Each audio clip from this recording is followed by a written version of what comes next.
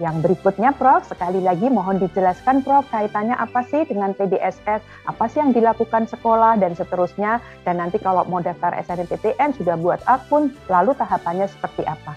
Silakan Prof. Terima kasih adik-adik yang saya banggakan dan mungkin ada orang tua wali atau teman-teman wartawan. Jadi sekali lagi saya ulang di sini bahwa pentingnya pangkalan data sekolah dan siswa bagi sekolah-sekolah yang siswanya itu akan mendaftar SNMPTN. Artinya sekolah tersebut ada yang eligible siswanya untuk mendaftar SNMPTN.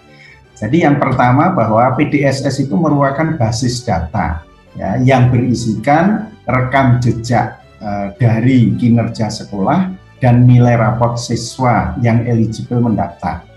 Jadi artinya apa? Artinya kita dari LTMPT ini perguruan tinggi akan melakukan proses seleksi itu ada dua hal. Jadi kinerja sekolah, kemudian nilai raport siswa. Ya, itu dua hal itu. Nah, kalau kaitannya dengan sebetulnya PDSS itu apakah mengakomodir kurikulum-kurikulum yang ada? Betul, nggak masalah. Ya, sekolah menerapkan Kurnas 2026 KTSP dan kurikulum 2013 dengan paket dan SKS itu tidak masalah.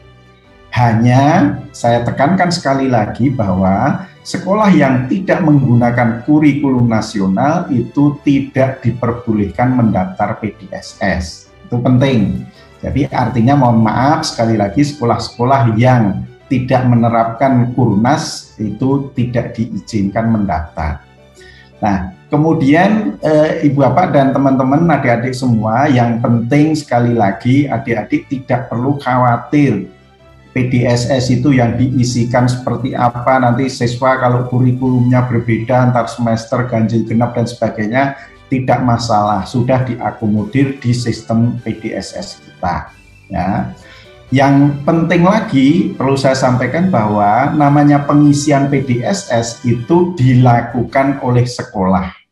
Dan kebenaran data yang diisikan menjadi tanggung jawab kepala sekolah. Jadi artinya bahwa LTMPT ini tidak merubah data yang dimasukkan oleh sekolah satu karakter pun. Jadi artinya silahkan sekolah yang mengisi semua bertanggung jawab dan kami LTMPT hanya membaca saja. Oke, nah sekarang kalau kita lihat dari persyaratan adik-adik, saya kira pada prinsipnya kalau sekolah itu umum, jadi SLTA yang memiliki NPSN, kemudian memiliki akreditasi sekolah, baik itu AB atau lainnya atau tidak terakreditasi, punya status itu, dan sudah kita umumkan, diumumkan oleh LTMPT, kuota per sekolah itu di tanggal 28 Desember kemarin. Sehingga sekarang posisi sebetulnya masing-masing sekolah sudah tahu jatahnya berapa dan sebagainya.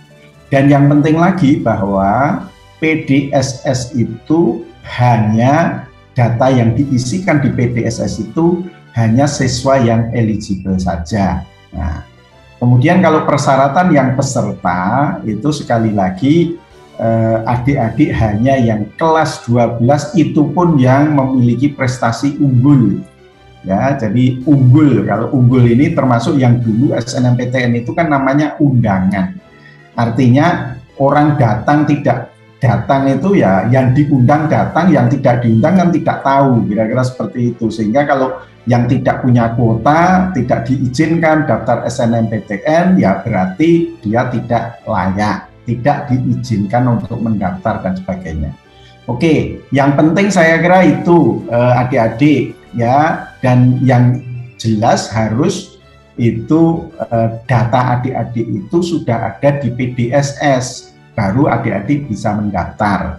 Ya, termasuk di PDSS itu sudah diisikan raport semester 1 sampai semester 5. Adik-adik yang akan mendaftar program studi seni dan keolahragaan, nah, itu harus mengunggah portofolio itu.